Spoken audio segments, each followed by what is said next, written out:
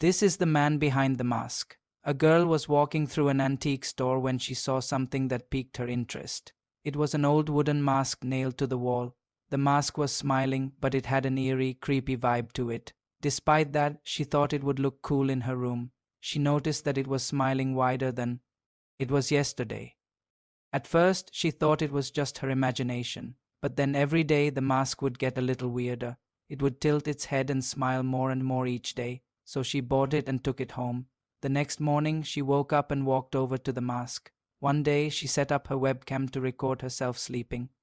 That way, she could make sure that the mask wasn't moving on its own while she was asleep. Will we ever find out what happened to her?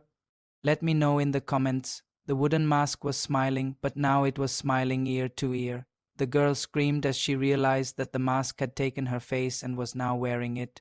The wooden mask tilted its head back and forth. Then it started to speak in a deep, demonic voice.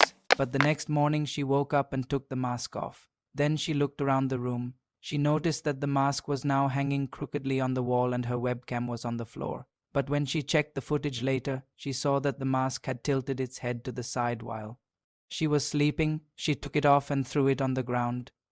Then she walked over to the antique mirror on her wall. She looked up and gasped. She decided to wear the mask to bed so she could sleep with the creepy wooden thing that was staring at her while she slept. Then she looked down at her lap. She was wearing the mask. She didn't remember putting it on. Hanging on the wall behind her was her face. The girl screamed and the sound echoed through the empty room. The camera fell to the ground and the screen went black. Guess who's behind the mask? The girl screamed and tried to claw at the mask, but it was no use. The mask was stuck to the wall. She could only watch in horror as the wooden mask dangled her face in front of it like a trophy. You should have listened, the mask said. Now I'm going to enjoy the rest of your face. What did the man behind the mask do to her?